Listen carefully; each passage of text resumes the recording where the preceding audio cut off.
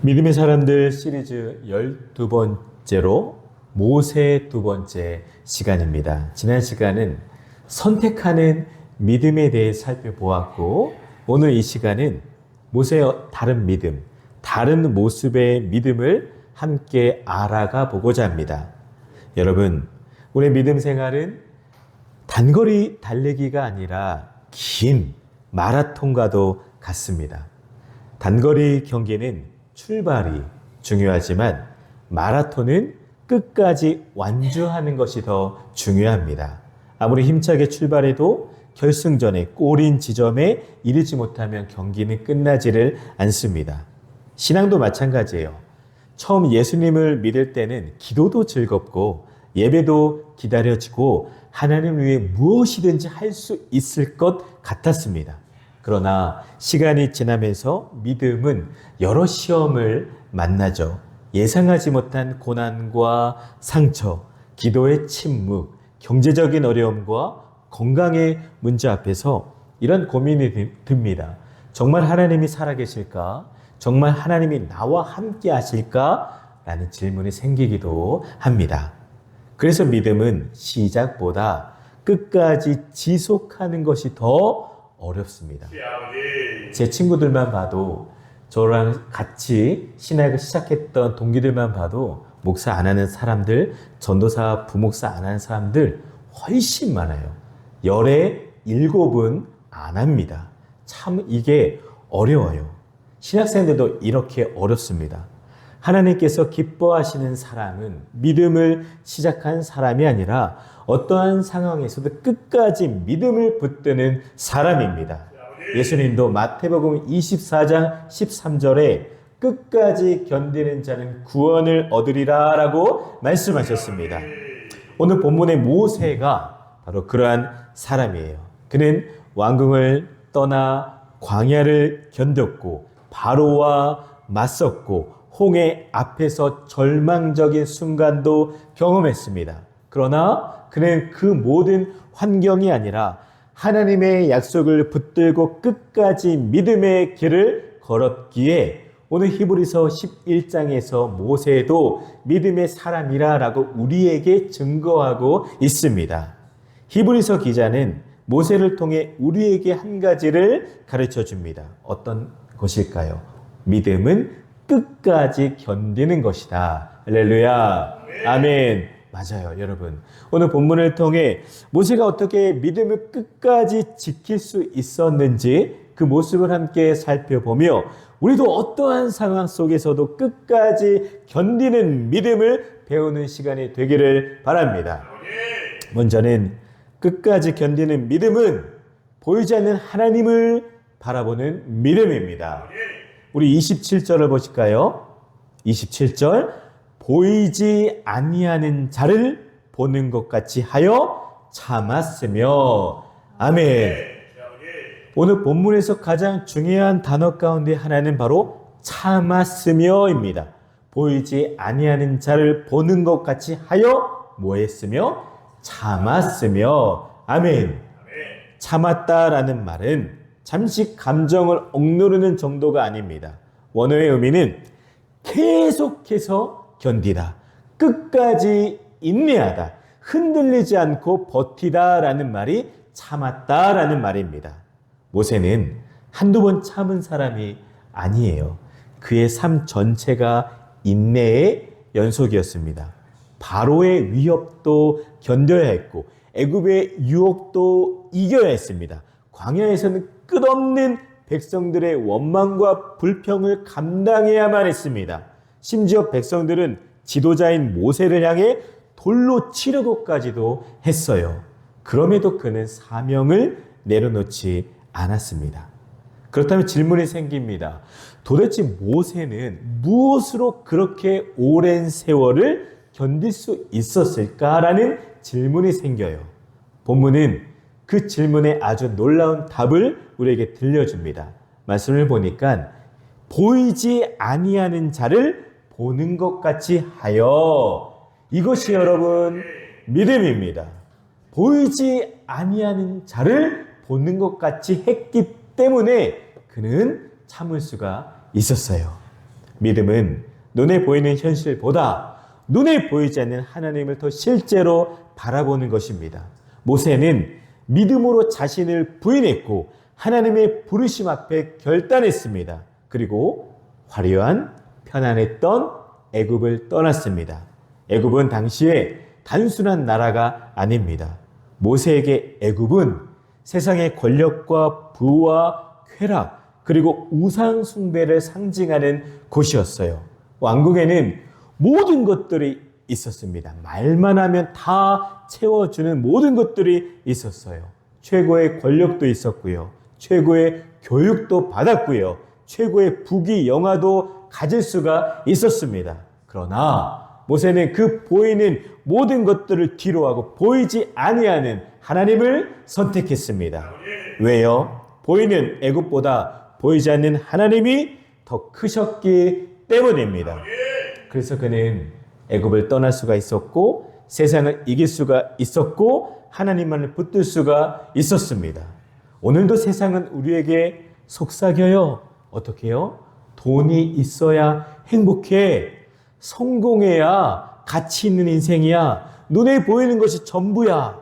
그래서 사람들은 보이는 것을 따라 움직입니다. 심지어 예수 믿고 있는 우리 성도들도 이러한 거짓 속삭임에 많이 현혹되어 살고 있습니다. 그러니 돈이 보이면 달려가고 인정이 보이면 따라가고 성공이 보이면 모든 것을 한순간에 걸게 됩니다. 그러나 믿음은 다릅니다. 믿음은 보이는 현실에 끌려가는 것이 아니라 보이지 않는 하나님께 이끌리는 삶이 바로 믿음의 삶입니다. 모세의 삶을 다시 생각해 볼까요? 그는 하나님의 부르심을 받은 후에도 결코 쉬운 길을 걷지를 않았습니다. 광야에서 40년 동안 백성들을 이끌었어요. 자그마치 40년입니다. 저는 이제 4년차 담임 목회를 하고 있는데요. 너무 쉽지 않더라고요. 그런데 40년을 어떻게 할까 한번 생각해 보았습니다. 모세는 40년 동안 백성들 끊임없이 모세에게 불평했어요. 다시 애굽으로 돌아갑시다. 거기 가면은 고기 국물도 먹을 수가 있어요. 왜 우리를 여기까지 데리고 왔습니까? 우리를 죽이려고 광야로 인도했습니까? 여러분들이라면 어떻게 하셨겠어요? 저 같았으면 포기했을 것 같아요. 에이 못해. 나보다 더 다른 사람이 하겠지 하면서 하나님 못합니다 라고 했을 것 같아요. 그런데요, 모세는 끝까지 본인의 사명을 감당했습니다. 왜요? 모세는 백성들, 사람들을 바라본 것이 아니라 보이지 않는 하나님을 바라보았기 때문입니다. 우리 또한 역시 마찬가지입니다. 사람만 바라보면 다 실망합니다. 환경만 바라보면 두려워합니다. 현실만 바라보면 포기하게 됩니다. 그러나 하나님을 바라보면 다시 일어날 힘을 얻게 됩니다. 모세는 하나님을 실제로 본 사람처럼 살았어요. 하나님 앞에 늘 서 있는 사람처럼 살았습니다. 그러니까 흔들리는 어려운 환경 속에서도 결코 흔들리지 않고 포기하지 않았습니다. 베드로도 마찬가지입니다. 예수님을 바라볼 때는 그도 물 위를 걸었습니다. 하지만 파도를 바라보는 순간 그의 시선이 다른 곳을 향하는 순간 두려움이 찾아왔고 결국 물에 빠지고 말았습니다. 우리 삶도 똑같습니다. 문제보다 하나님이 더 크게 보이면 견딜 수가 있습니다. 그러나 하나님보다 이 문제가 더 크게 보이면 우리는 다 무너질 수밖에 없어요. 그래서 이사야는 이렇게 선포합니다. 오직 여호와를 앙망하는 자는 새 힘을 얻으리니. 아멘. 새 힘은 환경이 좋아서 생기는 것이 아닙니다. 문제가 해결되어서 생기는 것도 아니에요. 어떻게 해요? 하나님을 바라볼 때 하나님께서 우리에게 주시는 힘입니다. 사랑하는 우리 성도 여러분, 혹시 여러 일 때문에 지금 낙심하고 계십니까? 사람 때문에 마음이 무너지고 계십니까? 기도에도 응답이 없는 것 같아 지쳤습니까? 오늘 하나님께서 우리에게 새롭게 말씀하시는 것을 꼭 기억하시기를 바랍니다. 환경을 보지 말고 하나님을 바라보십시오. 사람을 보지 말고 하나님을 바라보십시오. 문제를 보지 말고 하나님을 바라보십시오. 끝까지 견디는 믿음은 자신의 힘으로 버티는 믿음이 아닙니다. 보이지 않는 하나님을 날마다 바라보는 믿음입니다.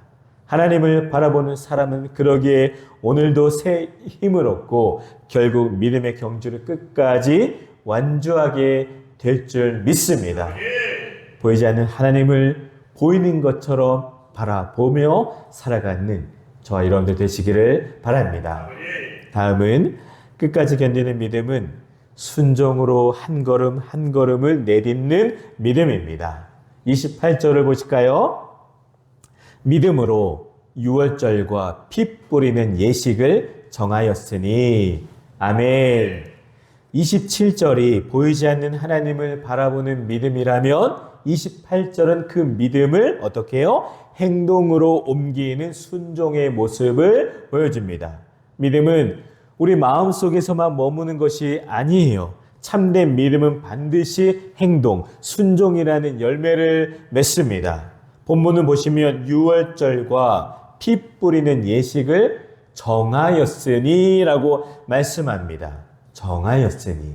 이 말은 모세가 자신의 생각대로 행동한 것이 아니라 하나님께서 말씀하신 그대로 순종했다라는 것입니다.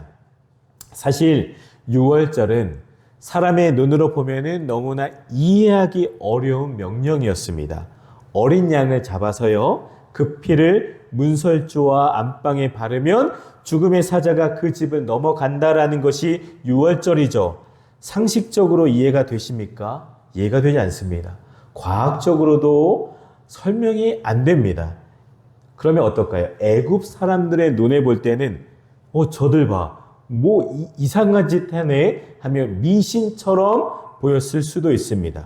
그러나 모세는 하나님의 말씀에 자신의 생각으로 판단하지 않았습니다. 이해되지 않아도 순종했습니다. 왜냐하면 하나님의 말씀을 신뢰했기 때문입니다. 하나님이 하라고 했으니까 그저 행하는 수밖에 없는 겁니다.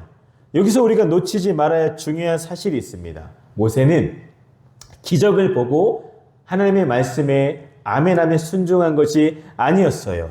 먼저 순종했고 그 후에 기적을 경험하게 됩니다. 이스라엘 백성도 죽음이 지나가는 것을 확인한 후에 피를 바른 것이 아니에요.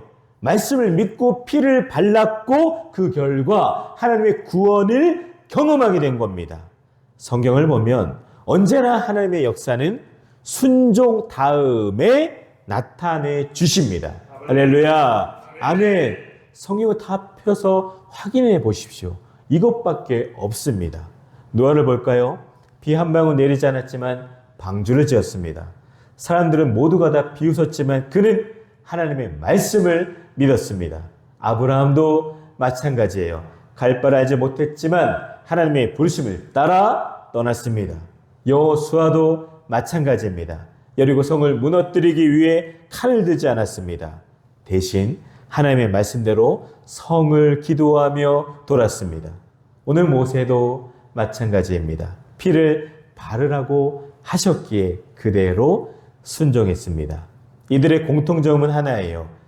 내 이해에서 순종한 것이 아니라 하나님을 믿었기에 하나님의 말씀에 순종했습니다. 그래서 믿음은 단순히 하나님이 계심을 인정하는 것이 아닙니다. 하나님의 말씀 앞에 자신의 생각보다 하나님의 뜻을 앞세우는 것이 바로 믿음입니다. 오늘 우리의 삶도 다르지 않습니다. 기도하면 언제 응답될지 알지를 못해요. 그럼에도 우리는 기도합니다. 헌신하면 어떤 열매가 있을지 다 알지를 못합니다. 그럼에도 우리는 헌신합니다. 용서 쉽지 않아요. 상처를 준 사람을 사랑하는 것은 더욱더 어렵습니다. 예배를 드리기 위해 시간을 내는 것도 때로는 부담이 됩니다. 전도는 거절당할까 두려워합니다. 그럼에도 우리는 해야 돼요. 우리는 순종해야 됩니다. 왜요? 하나님을 신뢰하기 때문입니다. 믿음은 모든 것을 이해한 후에 움직이는 것이 결코 아닙니다. 하나님의 말씀이 옳다라는 것을 내가 믿기에 먼저 한 걸음을 그저 내딛는 것이 바로 믿음입니다. 순종은 믿음의 결과의 동시에 믿음을 더욱더 견고하게 만드는 통로입니다. 작은 순종 하나를 통해 우리는 하나님의 신실하심을 경험하게 되고 그 경험이 또 다른 순종으로 이어지게 됩니다. 그렇게 믿음은 자라고 끝까지 견디는 믿음으로 성숙해진다는 것을 꼭 기억하시기를 바랍니다. 우리 사랑하는 성도 여러분, 혹시 하나님께서 오래전부터 여러분의 마음에 말씀하고 계시는 것이 있는데 아직도 미루고 있는 순종이 있으십니까? 용서해야 할 사람이 있는데 아직도 용서하지 못하고 다가가지 못하고 계십니까? 복음을 전해야 하는데 두려워서 그저 말 한마디도 하지 못하는 그런 사람도 계십니까? 예배를 회복해야 되는데 기도의 자리를 다시 지켜야 되는데 섬김의 자리로 다시 나아가야 되는데 무엇이 여러분들을 가로막고 계십니까? 하나님은 우리가 모든 것을 이해한 후에 순종하기를 기다리시는 분이 아닙니다. 말씀을 믿고 한 걸음을 내딛기를 더욱더 원하십니다. 기적은 순종을 기다리는 사람에게 일어나는 것이 아니라 순종하는 사람에게 기적이 나타납니다. 끝까지 견디는 믿음은 거창한 결단에서 시작되는 것이 아닙니다. 오늘 하나님께서 나에게 말씀하시는 작은 한 걸음을 믿음으로 순종하는 그것부터 시작하는 우리 모두가 되시기를 주님의 이름으로 축원을 드립니다. 마지막으로 끝까지 견디는 믿음은 길이 없어도 하나님을 신뢰하는 믿음입니다. 29절을 보실까요? 29절. 믿음으로 그들은 홍해를 육지같이 건넜으나. 아멘, 아멘. 그래요. 끝까지 견디는 믿음은 이처럼 길이 없어도 하나님이 열어주실 것을 신뢰하는 믿음입니다. 이스라엘 백성은 마침내 애굽을 떠났습니다.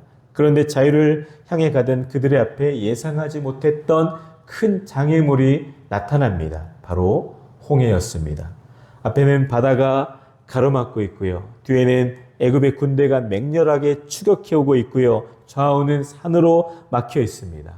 사람의 눈으로 보면 죽었다, 끝났다, 완전히 막혔다라는 감정이 들겠죠. 백성들은 절망하며 말했습니다. 애굽의 무덤이 없어서 우리를 여기까지 데리고 왔습니까? 그 자리에서도 역시 모세를 향해 비방했습니다. 그들의 눈에는 뭐만 보여요? 죽음밖에 보이지 않기 때문이에요. 그러나 사람에게는 끝으로 보였던 그곳이 하나님께는 새로운 시작인 줄 믿습니다. 홍해는 우연히 만난 장애물이 아닙니다. 하나님께서 친히 이스라엘을 그곳으로 인도하셨습니다. 왜요?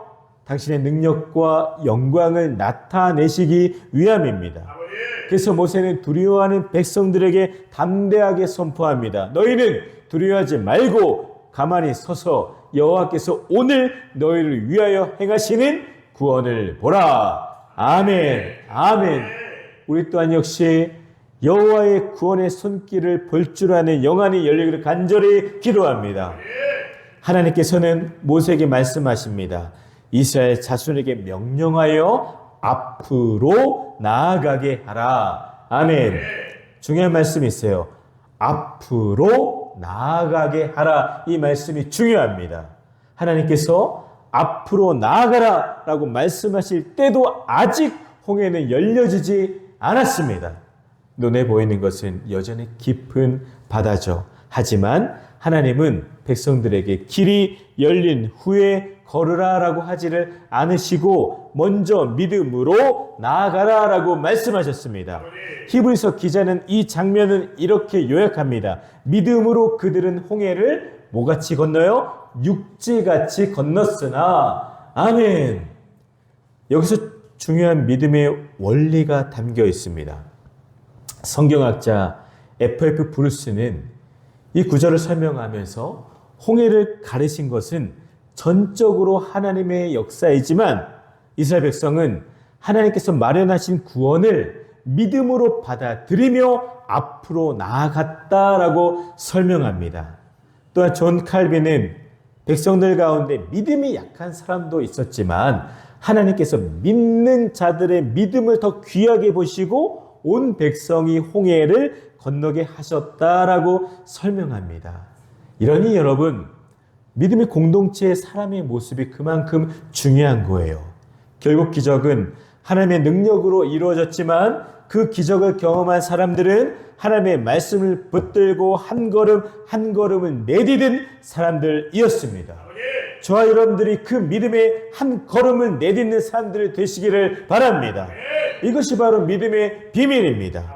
하나님은 길이 열린 다음에 걸으라라고 말씀하지 않으셨어요. 먼저 믿음으로 걸어라라고 말씀하십니다. 여러분, 걸을 때 길이 열립니다. 순종할 때 홍해가 갈라집니다. 성경을 보면 하나님의 역사는 늘 이 순서를 따릅니다. 사람의 믿음과 순종이 먼저 있고 그 뒤에 하나님의 놀라운 역사가 나타납니다. 우리 삶도 마찬가지예요. 우리 앞에는 저마다의 홍해가 있습니다. 경제적인 문제일 수도 있고요. 자녀의 문제일 수도 있습니다. 또는 건강의 문제, 가정의 문제, 사역의 문제일 수도 있어요. 아무리 생각해도 홍해바다처럼 길이 보이지 않는 순간이 우리에게는 있습니다. 기도해도 답이 보이지 않고 앞으로 어떻게 해야 할지 그저 눈물만 나는 막막한 때가 있습니다. 그러나 하나님은 오늘도 우리에게 동일하게 말씀하세요. 두려워하지 말아라. 앞으로 나아가라. 아멘. 사랑하는 성도 여러분, 홍해는 하나님께 장애물이 아니었습니다. 오히려 하나님의 능력을 가장 선명하게 드러내는 기적의 무대가 바로 홍해였습니다. 그러니 여러분, 홍해가 내 삶 가운데 있다라면 기적의 현장이 나에게 있다라고 믿으시기를 바랍니다. 우리 인생의 막다른 길도 하나님께는 새로운 시작입니다. 사람의 한계가 끝나는 곳에서 하나님의 역사는 시작됩니다. 사랑하는 여러분, 히브리서 11장 1절은 믿음을 이렇게 정의하죠. 믿음은 바라는 것들의 실상이요 보이지 않는 것들의 증거니. 아멘. 믿음은 현실을 부정하는 것이 아닙니다. 현실보다 더 크신 하나님을 신뢰하는 것입니다. 믿음의 사람은 다른 사람이 볼 수 없는 하나님의 손길을 바라보기에 담대하게 한 걸음을 내디딜 수가 있습니다. 지금 여러분 앞에는 어떤 홍해가 혹시 놓여 있습니까? 넘을 수 없어 보이는 문제입니까? 도무지 해결될 것 같지 않는 홍해 바다입니까? 그럼 여러분, 하나님을 더욱더 소망하시기를 바랍니다. 두려워하지 말라. 내가 너와 함께 하겠다. 앞으로 나아가라. 내가 도와주겠다. 내가 능히 너를 붙들어 주겠다. 이런 주님의 음성을 아멘으로 믿고 신뢰하며 걸어가시기를 바랍니다. 하나님의 길이 있는 곳으로만 인도하시는 분이 아닙니다. 길이 없는 곳에서도 우리 하나님은 길을 만드시는 하나님이십니다. 그래서 끝까지 견디는 믿음은 길이 보일 때까지 기다리는 믿음이 아니라 길이 보이지 않아도 하나님을 신뢰하며 한 걸음 내디딜 때 길이 열리게 되는 믿음입니다. 그 믿음으로 나아가는 사람은 결국 하나님께서 예비하신 새로운 길과 놀라운 구원을 경험하게 될 줄 믿습니다. 말씀을 맺겠습니다. 오늘 우리는 모세의 믿음을 살펴보았어요. 끝까지 견디는 믿음에 대해 상고해 보았습니다. 어떠한 믿음입니까? 보이지 않는 하나님을 바라보는 믿음, 말씀에 끝까지 순종하는 믿음, 길이 없어도 하나님을 신뢰하며 앞으로 나아가는 믿음입니다. 사랑하는 우리 모든 성도 여러분, 우리도 그 주님을 바라보며 오늘도 내일도 앞으로도 주님 오실 때까지 그 믿음의 길을 잘 완주해 주시기를 바랍니다. 보이지 않는 하나님을 보는 것처럼 여기고 말씀에 순종하고 홍해 앞에서도 믿음으로 먼저 한 걸음 내딛는 끝까지 견디는 믿음의 모든 사람들이 다 되시기를 주님의 이름으로 간절히 축원을 드립니다. 우리의 말씀을 기억하며 함께 기도하겠습니다.